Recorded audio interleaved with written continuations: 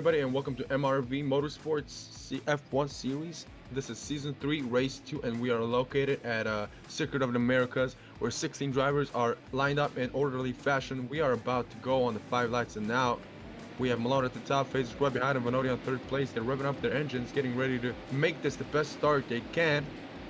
We'll start in 3, 2, 1, lights out.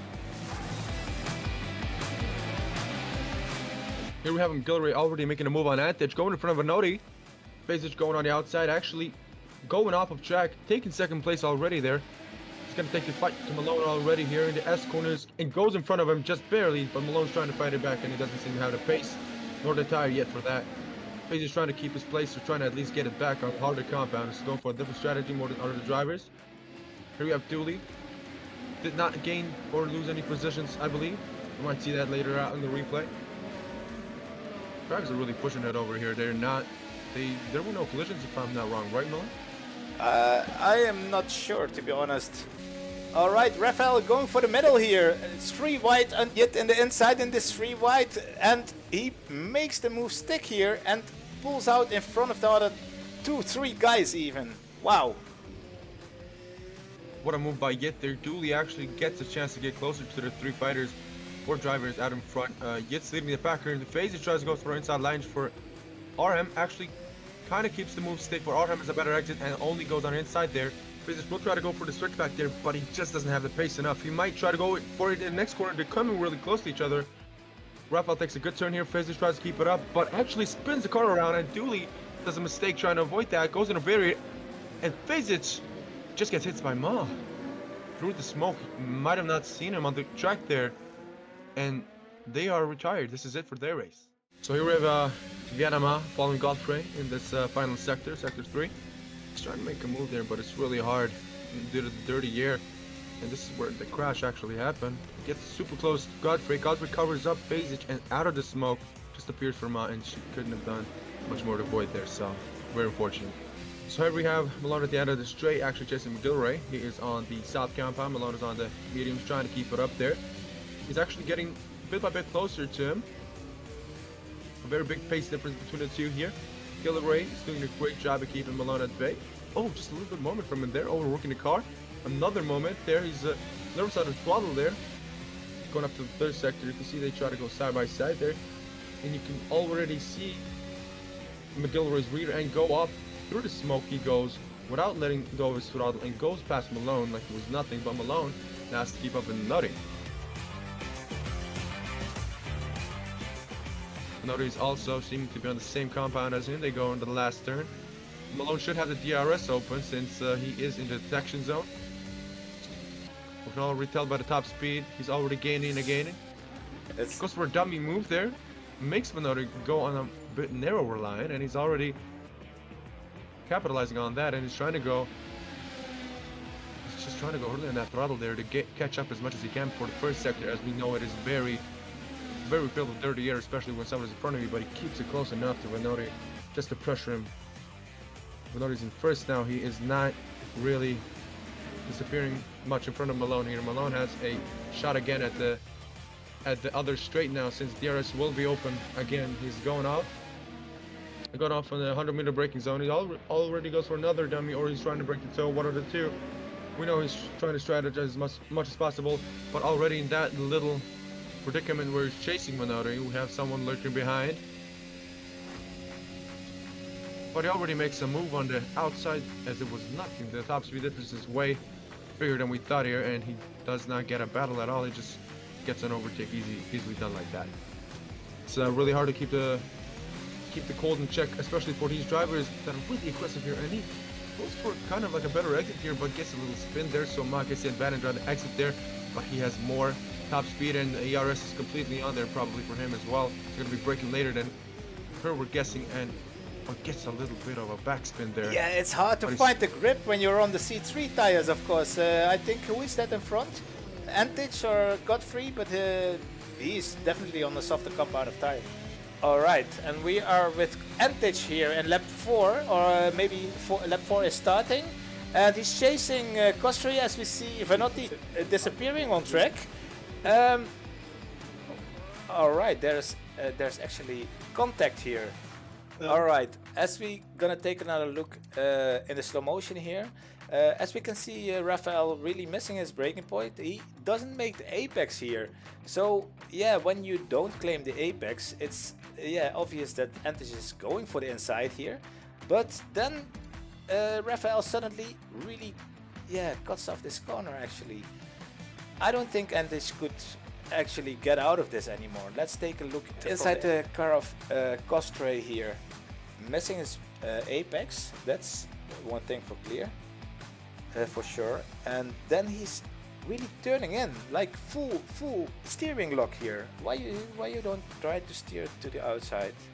Yeah, I have to say you're when you when you miss your apex like this, then you probably should stay a little bit more to the outside. But yeah, it's a difficult story because Antich was actually hitting you on the rear. But I think the best solution here is to leave it as a racing incident. But yes. Alright, so we're gonna continue. But what's happening here actually? Costre trying to get back on track. Oh, sorry for the slow motion. But rejoining here in a real unsafe way and hitting, who is that? That is Sandel. So making contact by rejoining. Yeah, unfortunately. So here we have McGlary actually closing in on Rafael Arham and into the long straight here, braking really late and going for a late lunge here. Actually kind of makes the move stick since he's next to him, but he will have the DRS, and so will Costre since we have a driver in front as well. Both of them having the DRS, but Costre just having better straight line speed. They both overtake the one driver. This is two overtakes in one straight here. He will try to go for the inside here. It's a brave move, considering he has his tires already cooked to the half point, since C4s are not racing tire. Here we have Godfrey trying to actually capitalize on that on the 4 exit, but he doesn't make it though. We have still McGillivray on the tail of Arham here into sector 3 going in with the C4s. Trying to follow him there. He does so well to keep out of the derriere just a little bit, but just gets little moments there due to the tires not being completely in check, and he does a spin there. This is him paying the toll for having the C4 tires out on the track and pushing him to the limit already. Buttercoach here chasing Bernardi in front here. Brakes really late and manages to get really close to him already. DRS will be open. He was in the DRS protection zone. He's already gaining and capitalizing on that slipstream. He's already passed him. And this is the move and it's made on Bernardi. Christopher Godfrey chasing Rafael. They already been close for a couple of laps now. On the long straight, it doesn't look like Christopher can get any closer, so I think he's on on higher downforce setting. Let's see in this technical part if he can come a little bit closer, and this next section will be really high downforce, of course. So if he has higher downforce settings, he should be coming closer here, and I think that is the case. Great fight between the two of those. On the moment that Costre is actually going to the pits. I think this fight will continue after the pit stops.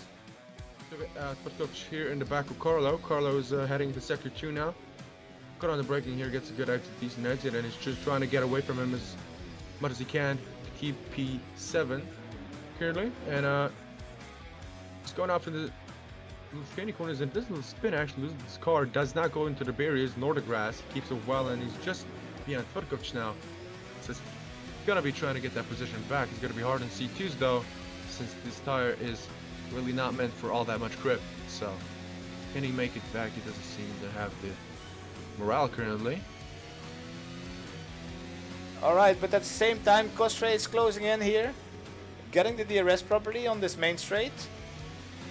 Yeah, Carlo doesn't have the DRS anymore, so I think he is probably screwed here by 2 positions, unfortunately. Alright. Okay, so Rafael here actually got another position on GD Carlo. That's 2 positions lost in a matter of half a lap there for him. It is very unfortunate, but Artem now has another target on his board, which is Tvrtkovic. He's actually trying to get close to him, but tries to correct the little spin that he has there in sector 1. Keeps the car out of the barrier, out of the ground, and just keeps going on. does not lose any positions apart from Carlo, which he just took.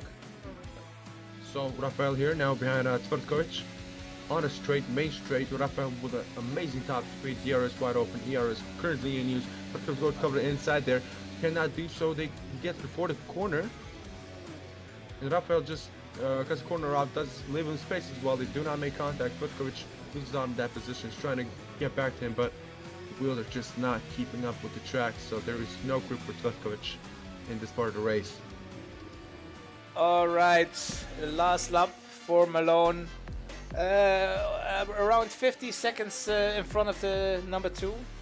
Coming through the last corners here to close this race. Coming up to the straight. Enjoying a little bit.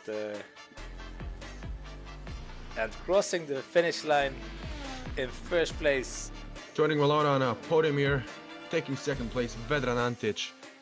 Did not start second, but sure as hell did finish there. This is great performance by him in the micro mouse, getting a lot of points at the end of this race. Congratulations for Vedran on this part. So we're on board with Rafael. We have to keep in mind that during the couple of incidents that we saw before, he might actually be losing this podium place here, but he might as well enjoy it at this moment unknowingly, taking P3 of this race, not even starting there, having a little wee bit fun, but secures that P3 position podium, and he's probably proud to be there, and congratulations on that. All right, and then we have Godfrey here coming over the finish line just behind Costre, and as you can see, it's not, it is within 5 seconds for actually. So if there's gonna be a penalty for Costre, and I am pretty sure it will be, then the podium will go to Christopher Godfrey. Congratulations, man.